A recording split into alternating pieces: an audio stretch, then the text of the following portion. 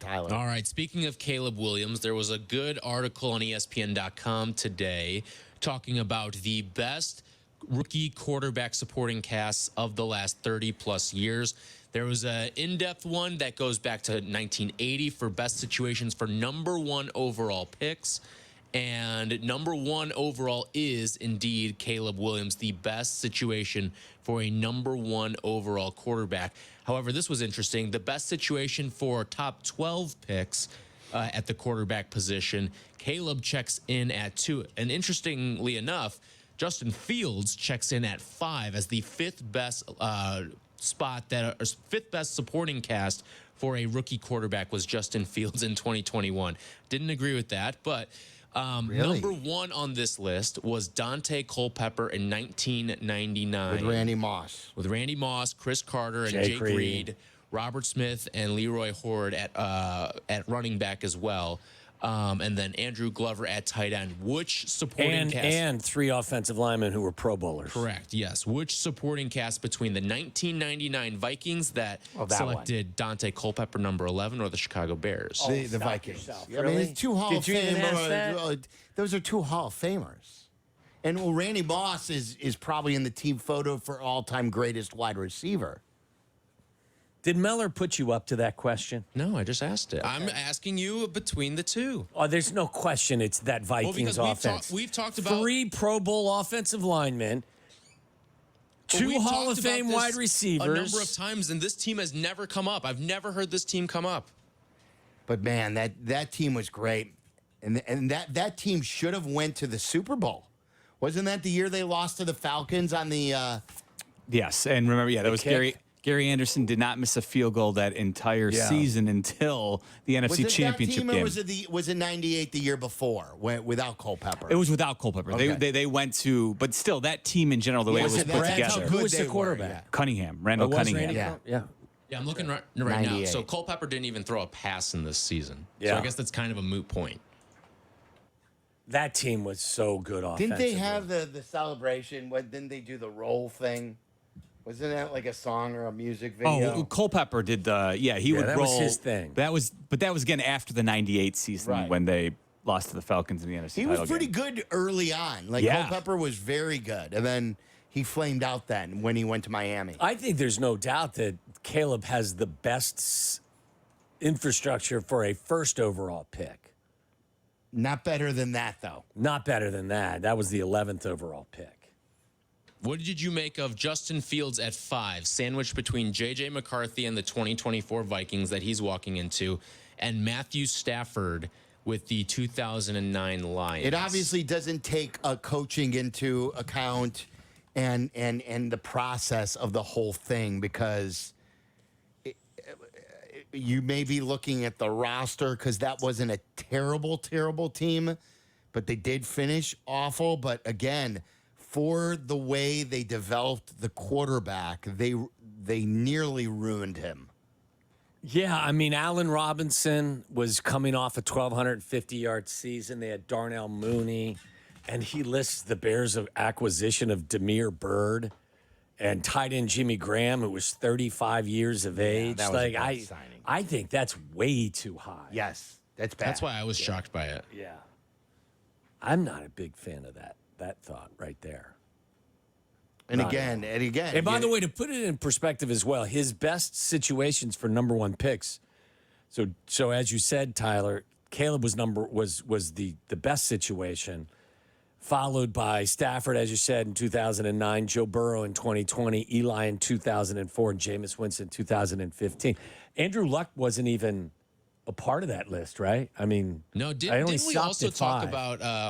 In the past, we've talked about Cam Newton and the situation he was dropped into in Carolina as being a pretty good one as well. Yeah. Steve Smith and Greg Olson. Was Musa Muhammad on that team? No. No. Who else was there was on a couple good offensive linemen. Kelvin too. Benjamin. He he had 2 good years. He did, and then he just fizzled. Then he go to Kelvin Benjamin, went to he got Buffalo. Fat. Didn't he get fat? It was always the pictures made him look really, really fat. But then he went to Buffalo and then was nothing. Never heard from again? I think so.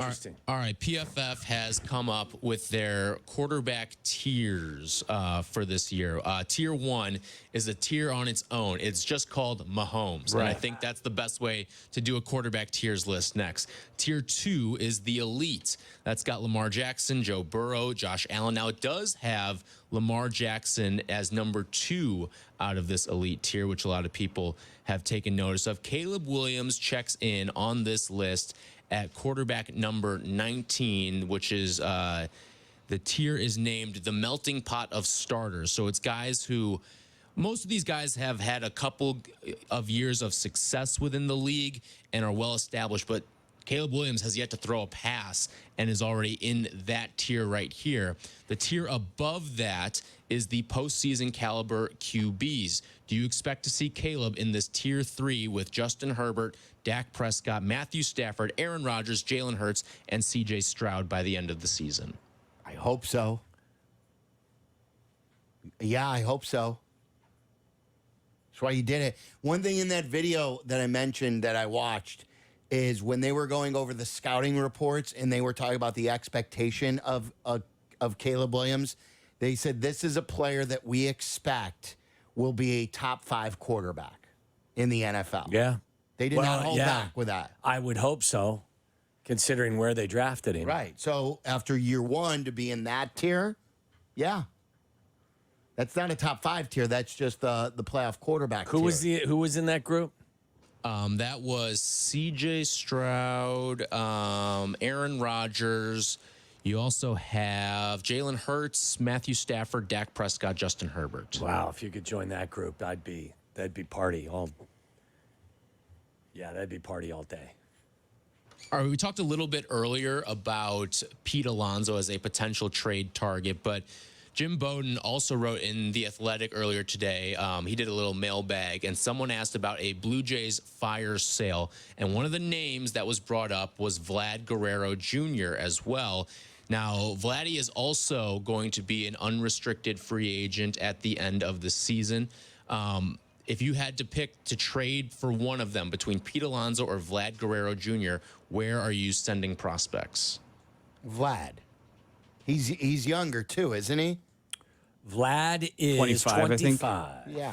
25. You are correct. Has and won't he be struggled? 26 until next March. And Alonso's 30. Has he struggled this year?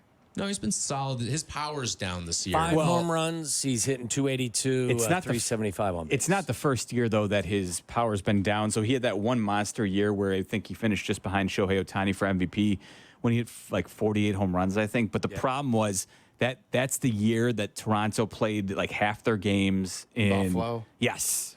And so he's just never lived up to that season ever again. He followed it with 32 home runs in 2022 and 26 in 2023. I will say this, he plays the majority of the games. I mean, he has been a healthy and active contributor, but I would make that play like San Diego and the Yankees have tried to do with Soto. I would trade for him early. Absolutely.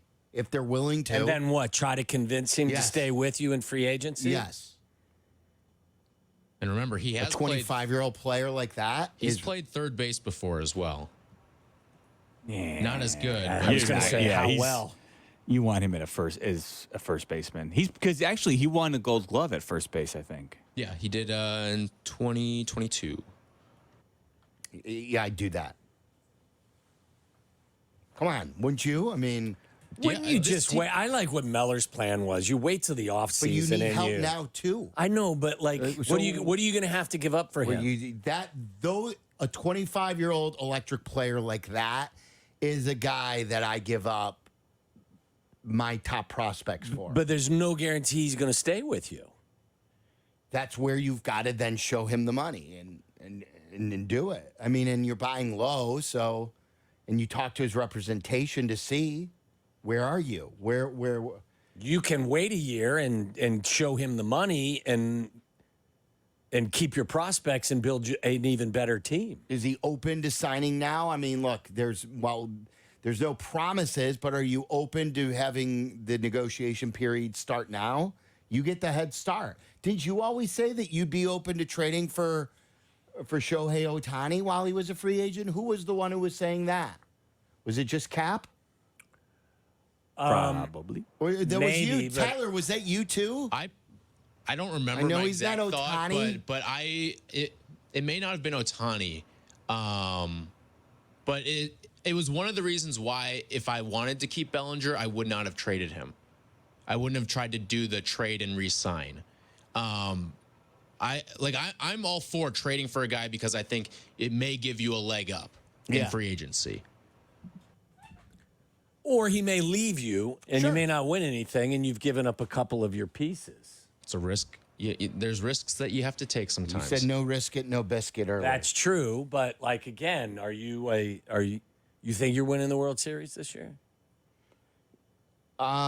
Arizona didn't think they'd be in the World Series last year. True. They had a chance. So, do you want to do Would You Rather now, or do you want to do it on the? Well, why don't we break now, and then let's do this right before our next entry of the Great Clips list.